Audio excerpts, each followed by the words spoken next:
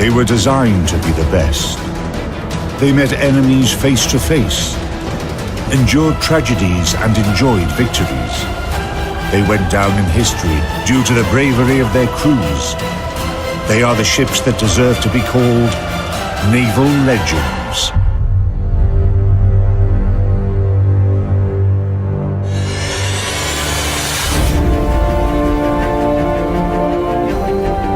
In this episode, USS The Sullivans, the second life of the heroic brothers.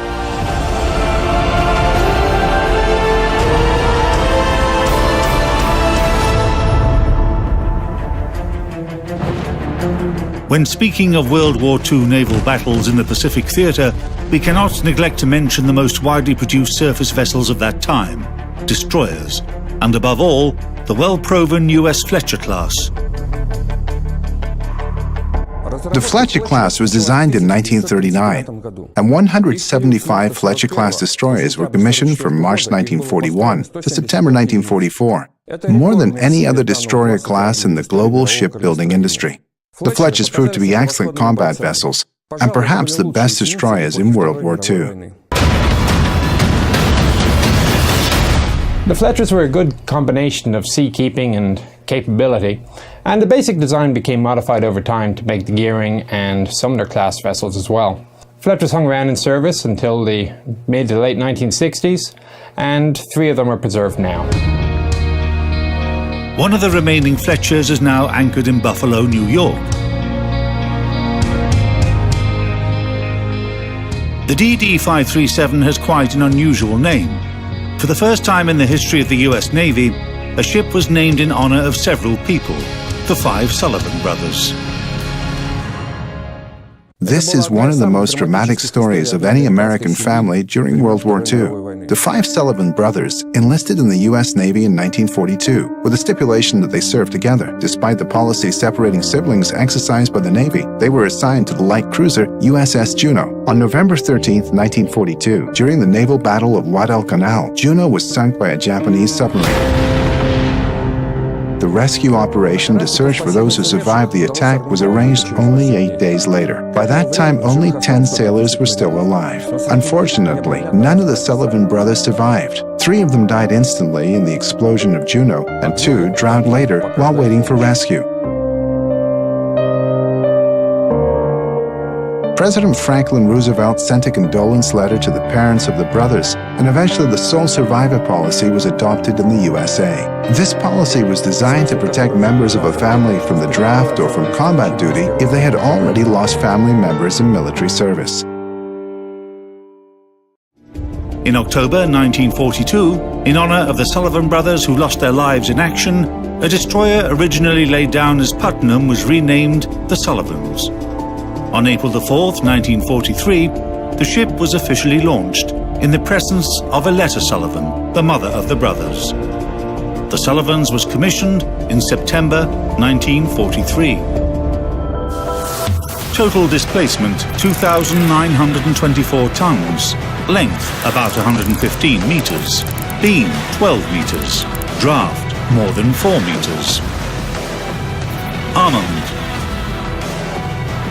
5 times 127 millimeters, Mark 12 dual-purpose guns in 5 turrets. 2 times 533 millimeters, quintuple torpedo tubes.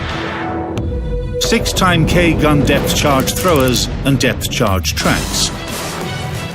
Anti-aircraft artillery, 5 times 40 millimeters, twin Bofors guns. 7 times 20 millimeters, Oerlikon cannons. Maximum speed, 35 knots.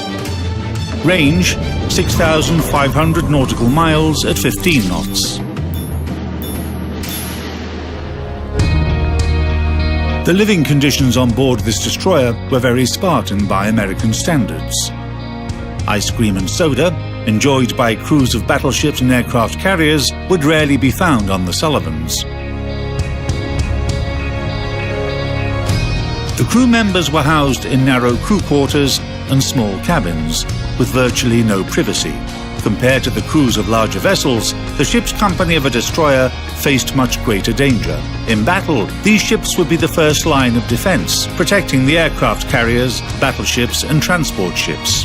However, the Fletcher-class destroyers could boast favorable survivability and other respectable characteristics. The Fletchers were originally designed for ocean communications. The Sullivans could get to San Francisco from Tokyo across the Pacific Ocean without refueling. This was quite favorable self-sustainability. These vessels could escort battleships and aircraft carriers thousands of miles away from their bases. Emergency diesel generators located in the bow and stern areas could be operated as alternatives to the main power plant in case of its breakdown.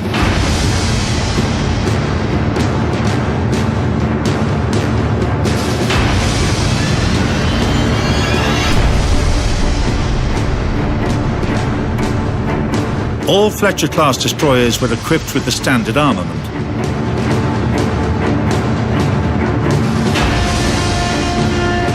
However, the number of weapons, especially of the anti-aircraft artillery, changed many times. There were no two equally armed Fletchers. Their armament depended on the time period, the purpose of the destroyer, and its action area. Destroyers found equal service in the Atlantic and in the Pacific. Of course, in the Atlantic, the primary threat was the U-boat. So at that point, the most important weapon became ASDIC, or sonar, and the depth charges. In the Pacific, of course, it's different. The primary threat there was aircraft. So destroyers finding themselves in the Pacific often found themselves sprouting additional anti-aircraft weaponry to deal with this unique threat. To fight against enemy submarines in the Atlantic Ocean, the Fletcher-class destroyers were equipped with K-gun depth charge throwers on the sides and stern depth charge racks with special rails. At the end of the war, the destroyers were equipped with Hedgehog anti-submarine mortars. The bombs exploded on contact with the hull of the submarine. Sonars were used to search for submarines. This was perfection of sonar came a long way during World War II. It was very difficult to detect the submarine once it had dived under the surface. And by sending out sound waves, if it did detect the submarine, these waves would be bounced back to the receiver. It would show the ship the direction of the submarine and also the distance.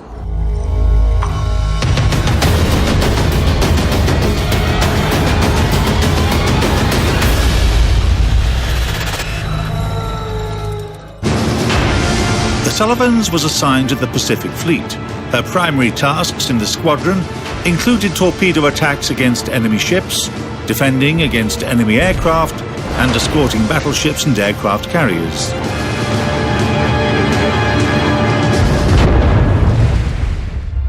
They could find themselves zigzagging through the large battery gunshots of cruisers and battleships in order to attempt to make a torpedo attack.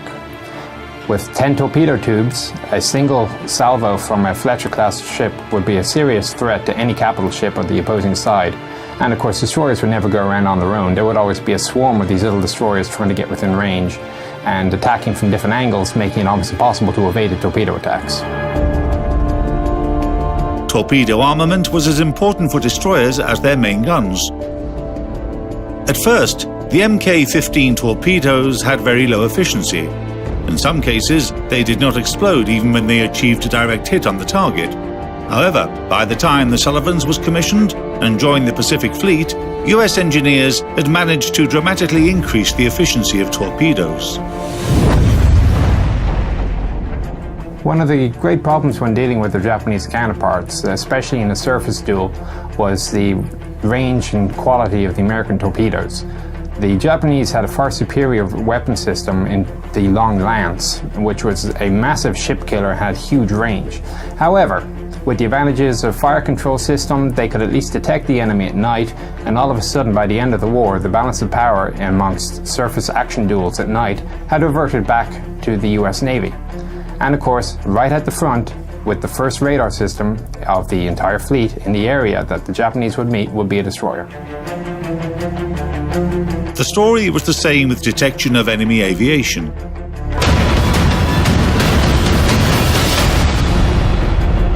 The balance of power shifted after the installation of improved radar systems on US warships. Before radars, when you were at sea, you had to depend on eyesight. The one who could see the target best at the beginning had the edge. They would develop fine optics and telescopes and put them in the fire control instruments. The Japanese had better optics at the beginning, and they could see us before we could see them. When we had radar, we could see them before they could see us. But on the Fletchers, it was a very important part of their three-pronged systems that they could use to attack targets, because they could use them for land targets, sea targets, and air targets. Okay, and it was the whole mission of a ship like this, full of various weapon systems, and they had to bring it into contact with the enemy, and then the weapons would be able to fulfill their purpose. From the moment the Sullivans joined the Pacific Fleet until the end of World War II, she actively participated in combat operations. The ship protected the main fleet forces during the liberation of the Marshall Islands, fought off Japanese aircraft during the assault of Roy and Namur Islands, and fired at Western fortifications on Iwo Jima. The Sullivans proved herself against the elements as well. In 1944, she was battered by a powerful storm near Ulithi Atoll. In October 1944, the Sullivans were escorting aircraft carriers that had participated in raids on Formosa and Ryukyu. In the evening of October 12, the destroyer's radar detected enemy aircraft approaching from the north. Less than an hour later, US ships were attacked by 5 Japanese squadrons, approximately 60 aircraft. As darkness fell, Japanese planes used illuminating flares burning with a ghostly light. Their fire and smoke and the explosions of falling planes lit the battle with a sinister, flickering glow.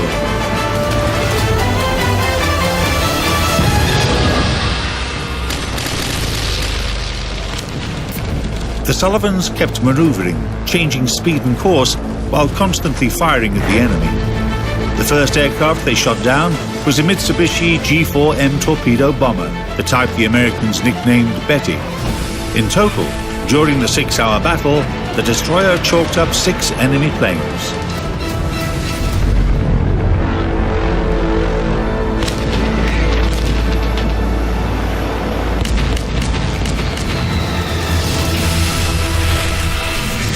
The next day, the aircraft carriers again launched successful strikes on Formosa. After retaliation from Japanese aviation, the Sullivans had to return to base, screening a so-called crippled division consisting of 2 badly damaged cruisers.